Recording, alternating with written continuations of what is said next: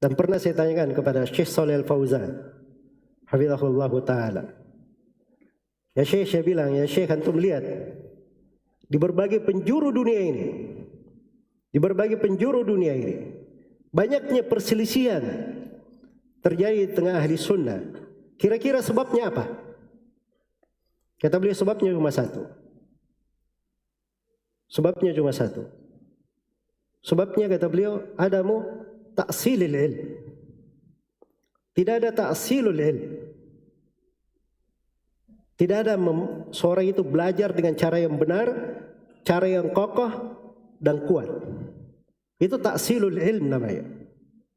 Sebab ilmu ini itu datang dari Nabi sallallahu alaihi wasallam muassalan.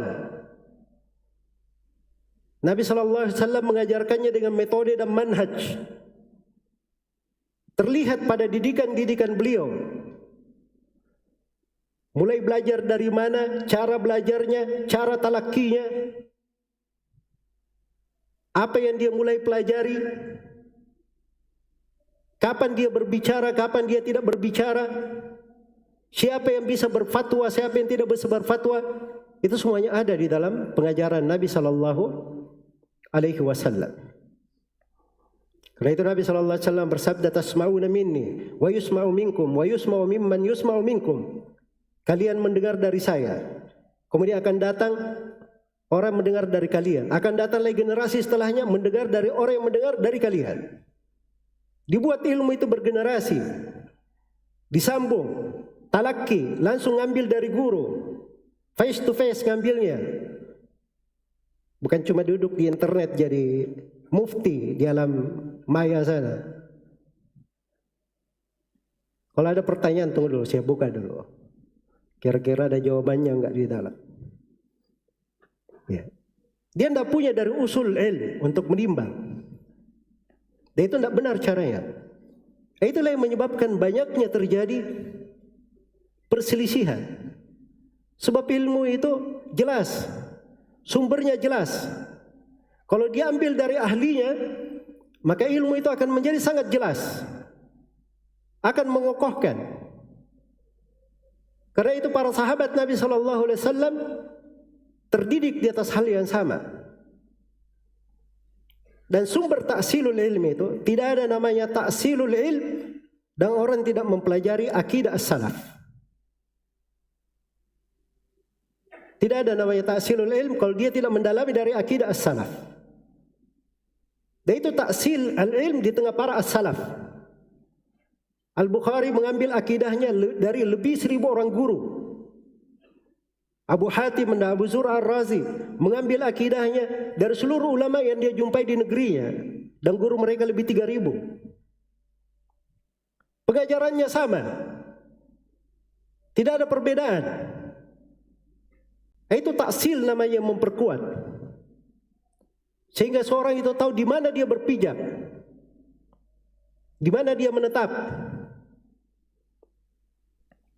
Harus ada dia memahami akidah yang benar. Karena itu dari pokok kebersamaan, siapa yang ingin membangun dakwah dengan baik dan benar, perhatikan dari mengajarkan dari buku-buku as-salaf dan mempelajarinya. Itu pekerjaannya seorang salafi. Pekerjaannya seorang salafi. Kalau ada yang duduk di majelisnya ahli sunnah, di masjidnya salafi, lalu dia tidak belajar dari akidah Imam Ahmad, akidah Imam Syafi'i, akidah Imam Malik, akidah Imam Ali bin al-Madini, Sufyan bin Uyainah, Sufyan al-Thawri, maka itu namanya dia miskin dalam ilmu. Ini yang menjadi sebab banyaknya terjadi perselisihan. Iya. Kadang dia pelajari dari sebagian pembahasan buku akidah satu hal, tapi dia lupa sudut-sudut yang lain. Misalnya, sepakat para ulama di dalam mentahdir dan memboikot muqata terhadap ahlul bidah. Kaidah disebut kesepakatan oleh puluhan orang a'immah di buku-buku akidah. Itu usul, ma'ruf, jelas. Iya. Tetapi di dalam mengobati sebagian masalah, itu kadang ada fatwa-fatwa tertentu yang tidak masuk di situ pembahasannya, dia masuk di pembahasan lain namanya. Karena itu Imam Ahmad rahimahullah, sebagaimana di dalam riwayat Ishaq bin Mansur Al-Kausaj, beliau pernah ditanya tentang kelompok Jahmiyah. Kata beliau, alhiq bihim kulla baliyah. Jahmiyah itu ikutkan pada mereka segala jenis musibah ada di tengah mereka. Kata Ishaq bin Mansur, fayudhir al-adawah wa awidarihim. Kata Ishaq bin Mansur, dia tampakkan permusuhan atau dia lakukan mudarah. Mudarah itu sikap bagaimana dia menempatkan kebaikan tetap di atas kebaikan, dia bisa menghindari kejelekan. Kata Imam Ahmad rahimahullah, ahlu Khurasan la yakwuna ala dhalik. Orang-orang di Khurasan dia tidak mampu untuk itu. Maksudnya kalau mau dia tampakkan bermusuhi Jahmiyah, itu tidak mampu kalau dia di Khurasan. Jadi lakukan mudarah, begitu maksud Imam Ahmad rahimahullahu ta'ala. Itu ada di kalam Imam Ahmad di kondisi tertentu. Di kondisi tertentu. Pada hal-hal yang seperti ini, itu ada fikih berjalan di tengah para as-salaf. Sampai di tengah para ulama kita di masa sekarang. Iya, mereka berbeda dalam menyikapi orang-orang. Ini mengomentarinya misalnya dengan keras, di sana mengomentarinya dengan nada masih memberi rekomendasi, tapi di antara ulama ini sendiri tidak ada masalah di tengah mereka. Sebab itu masail kadang babnya bukan di dalam masalah usul. Dia di dalam masalah furu' dan ijtihad. Boleh seorang berbeda di dalam hal tersebut. Jadi banyaknya perselisihan-perselisihan ini, dia tidak bisa membedakan mana pembahasan yang merupakan pokok, mana pembahasan yang merupakan cabang. Sebab usulnya saja dia tidak pelajari. Di buku-buku akidah itu penjelasan usul ahli sunnah.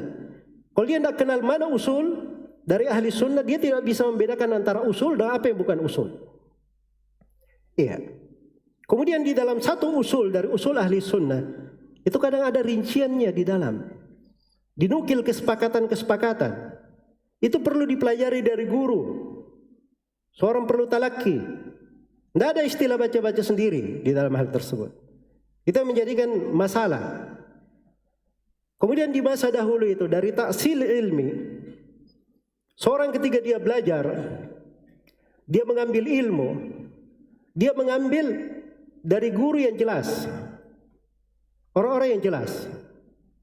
Karena itu kata Ibnu Sirin rahimahullah, inna hadzal ilm din, fanzuru amman ta'khuduna dinakum. Sungguhnya ilmu ini adalah agama. Lihat dari mana kalian mengambil agama kalian. Di buku-buku biografi rawi itu disebut, si rawi ini dia gurunya siapa? Yang berguru dari dia siapa? Siapa ulama yang merekomendasi dia? Terus diperiksa apa riwayat-riwayatnya. Kemudian dari riwayatnya ini dilihat mana riwayat yang mencocoki riwayat rawi-rawi yang thiqah dan mana yang dia menyelisihi. Pada rawinya sendiri dilihat dari seluruh histori tersebut supaya bisa ditentukan. Jadi harus ditahu ilmu itu rahimun baina ahlihi. Ilmu itu punya keluarga, punya rahim di tengah mereka, saling kenal mengenal. Dari mana usulnya, dari sumbernya. Harus dia tahu dia belajar dari mana, mengambil dari siapa. Mengambil dari siapa. Karena itu Imam Malik rahimahullah, ketika ditanya tentang sesuatu, tidak ada yang mempermasalahkan Imam Malik. Imam Malik berkata, saya ini tidak memberi fatwa kecuali saya telah dipersaksikan oleh 70 orang dari guru saya. 70 orang guru yang mempersaksikan. Baru Imam Malik memberi fatwa. Ada tingkatan seperti itu namanya. Seorang juga harus tahu kadar dirinya. Dan tidak dikatakan oleh para ulama semuanya harus seperti Imam Malik. Harus ada 70 guru orang yang mempersaksikan. Tapi maksudnya ilmunya itu jelas. So kalau dia mengukur pakai dirinya, siapa yang menerima rekomendasinya terhadap dirinya sendiri? Harus ada ulama yang lain yang menentukan di dalam hal tersebut. Iya. Karena itu Imam Ahmad rahimahullah Di usia sudah tua pun beliau masih berkeliling untuk mempelajari hadits. Rawi-rawi guru-guru beliau yang beliau jumpai, kadang hadits-haditsnya beliau sudah hafal sebelum berjumpa orangnya. Sebelum berjumpa orangnya. Tapi Imam Ahmad masih jumpai juga. Iya. Sehingga orang-orang tahu bahwa Imam Ahmad ini kedudukannya di tengah manusia, derajat yang tinggi. Itu bukan pujian untuk beliau, tapi itu penjagaan terhadap agama, meninggikan agama. Ilmu yang beliau bawa adalah ilmu Rasulullah sallallahu alaihi wasallam. Orang harus tahu dan yakin bahwa ini adalah benar dari Nabi sallallahu alaihi wasallam. Karena itu beliau tidak pernah salah di dalam menghafalnya. Tahu hadits-hadits rawi dan seterusnya. Itu harus seperti itu. Iya. Dari semenjak saya belajar, Syekh Mukbir rahimahullahu ta'ala minta saya untuk mengajar. Pulang ke Indonesia, saya masih terus belajar kepada guru-guru. Saya masuk di dalam urusan-urusan tertentu di negara ini, saya minta fatwa kepada beberapa ulama. Ini saya sebut bukan merekomendasi diri, tapi itu adalah konsekuensi ilmiah di dalam ilmu namanya. Saya diberi fatwa oleh Syekh Al-Fauzan, oleh Syekh Rabi, Syekh Ahmad An-Najmi, masuk di dalam sejumlah perkara. Dan itu kadang tidak semua orang harus paham hal-hal yang seperti itu, karena madarik kemampuan berpikir orang-orang tidak sama. Iya. Makanya Imam Asy-Syafi'i dan Ibrahim An-Nakhai rahimahullah, ini dua-duanya ahli ilmu. Dua-duanya ahli ilmu. Asy-Syafi'i itu dikatakan dia memberi fatwa dan masih hidup sekitar 120 orang sahabat lebih masih hidup dimintai fatwa. Tapi begitu terjadi kondisi genting, masalah-masalah nazilah, Asy-Syafi'i diam. Yang berbicara Ibrahim An-Nakhai, karena beliau lebih berilmu daripada Asy-Syafi'i. Walaupun Ibrahim An-Nakhai tidak banyak bicaranya, lebih banyak dia mengajar itu berfatwa adalah Asy-Syafi'i di hal-hal umum. Kalau di masa sekarang lebih banyak tampil, lebih banyak ini, lebih banyak direkam. Dia jarang berbicara. Tapi Ibrahim An-Nakhai, semua ulama di masanya sepakat kalau ada masalah dia yang ditempati kembali untuk bertanya. Itu adab etika namanya, karena ada taksil di dalam ilmu. Belum lagi di pembahasan-pembahasan ilmu ini kadang sebagian orang kadang jatuh di dalam dosa, dia tidak sadari. Sebab bukan wewenangnya masuk dalam hal-hal yang seperti itu. Itu tugasnya orang-orang yang sudah belajar, orang-orang yang punya ilmu di dalam hal tersebut. Karena itu Asy-Syatibi rahimahullahu ta'ala menerangkan ada dua derajat di dalam fatwa dan ijtihad. Harus ada pada orang yang memberi fatwa dan berijtihad. Yang pertama, dia memahami maqasidus syariah, maksud pensyariatan. Dan yang kedua, dia punya tamakkun, punya kemampuan untuk mengambil pendalilan-pendalilan dari nusus. Dan ini bukan orang yang belajar ini baik, ini buruk, ini baik, ini buruk, ini halal, ini haram. Itu semuanya ilmu, kebaikan, ilmu bagus. Tapi masih ada tingkatan ilmu lebih tinggi daripada itu. Karena itu disebut dari Umar bin Khattab rahimahullah, dan ini dinukil oleh Syekhul Islam Ibn Taimiyah dalam Majmu'ul Fatawa. Kata beliau, al-akil, orang yang berakal itu bukan orang yang mampu membedakan antara kebaikan dari keburukan. Bukan itu orang yang berakal. Tapi orang yang berakal, kata beliau, adalah alladzi ya'lam syarra, ya'lam khairal khairaini wa syarra syarraini. Orang yang punya ilmu itu, yang berakal, adalah orang yang mengetahui dari dua kebaikan yang mana yang paling baik dari dua kebaikan itu. Dan dari dua keburukan dia tahu yang paling buruk di antara keduanya itu yang mana, supaya diambil yang paling sedikit keburukannya untuk menolak keburukan yang terbesar. Itu ilmu namanya. Iya. Dan itu berjalan di dalam kegiatan-kegiatan para ulama, apalagi hal-hal yang terkait dengan masalah-masalah besar. Karena itu kita berbaik sangka kepada mereka di dalam hal yang merupakan ilmu mereka, dan Allah Subhanahu wa taala memberikan wewenang untuk mereka di situ. Kalau kita masuk dalam hal yang bukan ranah kita, itu namanya kita berdosa. Wala taqfu ma laysa laka bihi ilm. Inna as-sam'a wal basara wal fuad kullu ulaika kana anhu mas'ula. Jangan engkau berhenti pada sesuatu yang kalian tidak punya ilmu tentangnya. Sungguhnya pendengaran, penglihatan dan mata hati semuanya akan dimintai pertanggungjawaban. Ada ilmu namanya an-nadhar fil ma'alat. Seorang pandai menimbang akibat yang akan terjadi di belakang apa yang dia sampaikan. Dan ini berjalan dari masa para khulafa ar-rasyidin. Nabi SAW memberi hukum untuk anak muda yang berzina dicambuk 100 kali dan diasingkan 1 tahun. Tapi hukum ini hanya diterapkan oleh Umar, dicambuk 100 kali, diasingkan tidak diterapkan oleh Umar. Umar menolak hadits Nabi. Itu fikih mendalam dari Umar. Beliau berkata, kalau diasingkan ke negeri, bukan negeri kaum muslimin, ke negeri kafir, khawatir membahayakan agama dia. Jatuh ke dalam bahaya lebih besar. Jadi itu dia melihat kepada akibat yang akan terjadi.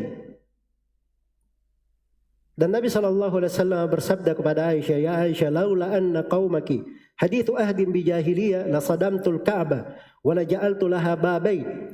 Baban yadkhulu minhu an-nas wa baban yakhrujuna min. Wahai Aisyah radhiyallahu anha, andai kata bukan karena kaummu yang baru masuk Islam, saya akan runtuhkan Ka'bah.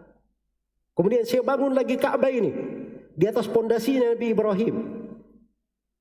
Pondasi Nabi Ibrahim itu Ka'bah punya 2 pintu, pintu masuk dan pintu keluar. Sekarang tuh lihat Ka'bah itu apa? Ada 2 pintu atau 1? Cuma 1 kan? Pondasi Nabi Ibrahim 2 pintunya. Ya, Hijr yang sekarang kita lihat Hijr itu bagian dari Ka'bah, dulu panjang. Ketika ada musibah banjir bandang, hilang Ka'bah ini seluruhnya. Maka orang-orang Quraisy membangunnya. Kurang nafkah mereka di dalam membangun, akhirnya dibangun seperti yang kita lihat sekarang ini. Maka Nabi SAW ketika menaklukkan Makkah, tidak ingin langsung membangunnya. Sebab itu akan menimbulkan bahaya lebih besar. Mungkin banyak orang-orang yang sudah masuk Islam akan murtad dan akan mengatakan Nabi Muhammad bersombong atas kami, menghinakan nenek moyang kami. Maka beliau tidak melakukannya di masa beliau. Tidak dilakukan di masa Abu Bakar, tidak dilakukan di masa Umar, tidak dilakukan di masa Uthman, tidak dilakukan di masa Ali radhiyallahu anhum ajmain. Di masa pemerintahan Abdullah bin Zubair, beliau melakukannya seperti yang diinginkan oleh Nabi. Setelah Abdullah bin Zubair digulingkan, dikembalikan lagi oleh khalifah setelahnya. Dirubah kembali ke posisi yang lama. Begitu datang masa Abu Ja'far al-Mansur, dia bertanya kepada Imam Malik. Wahai Imam Malik, ternyata yang dilakukan oleh Ibnu Zubair itu benar. Itu sunnah Nabi. Apakah saya balikkan lagi Ka'bah seperti yang dilakukan oleh Ibnu Zubair? Perhatikan fikihnya Imam Malik rahimahullah. Kata beliau, la takunul Ka'batu ul'ubatan biaidil muluk. Jangan sampai Ka'bah itu menjadi permainan di tangan raja-raja. Biarkan saja seperti itu. Sebab itu akan terjadi kerusakan lebih besar. Ini lihat ya, berapa generasi berijtihad, semuanya jauh menimbang. Bukan dia pikir orang yang ada di depannya saya. Sebab orang yang memberi fatwa itu, dia pertama mencari keselamatan dirinya dulu sebelum keselamatan orang yang dia beri fatwa di depannya. Antara dia dengan orang yang diberi fatwa, itu surga atau neraka. Begitu cara mereka berpikir.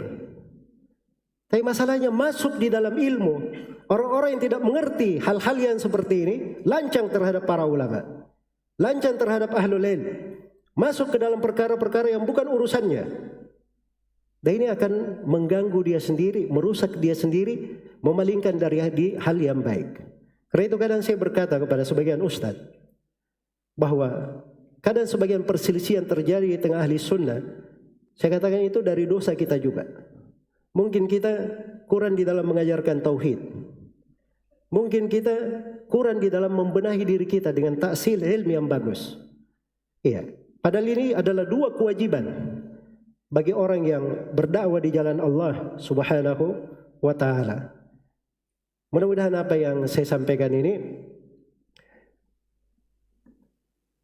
bermanfaat untuk semuanya, dan saya bermohon kepada Allah Subhanahu wa taala yang telah mengumpulkan kita di tempat yang baik ini dalam suasana yang baik. Semoga Allah selalu melembutkan hati-hati kita semua, menyatukan kita semua di atas kebaikan, dan selalu mengokohkan kita semua di atas Islam dan sunnah Rasulullah sallallahu alaihi wasallam di kehidupan dunia, di sakaratul maut, di alam kubur, dan tatkala kita semua berdiri depan Allah Subhanahu wa taala. Sebagaimana Dialah Allah yang memudahkan kita bersama di tempat ini. Semoga Allah Subhanahu wa taala menjaga kita semua di atas kebersamaan dan memuliakan kita semua dengan berjumpa di surga Allah Subhanahu wa taala ala sururin mutaqabilin, di atas dipan-dipan kita saling berhadap-hadapan sebagai ikhwanan, sebagai orang-orang yang bersaudara, orang-orang yang berada di atas kebaikan, orang-orang yang berada di atas Islam dan sunnah Rasulullah sallallahu alaihi wasallam.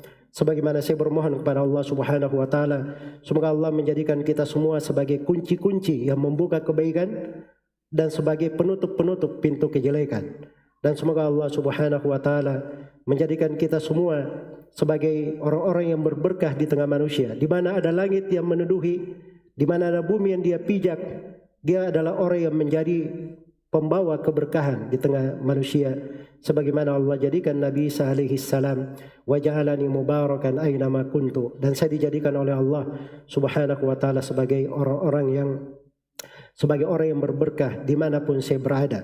Dan saya ingatkan dengan sabda Nabi sallallahu alaihi wasallam, wa kunu ibadallahi ikhwana, dan jadilah kalian semua wahai hamba-hamba Allah sebagai orang-orang yang bersaudara.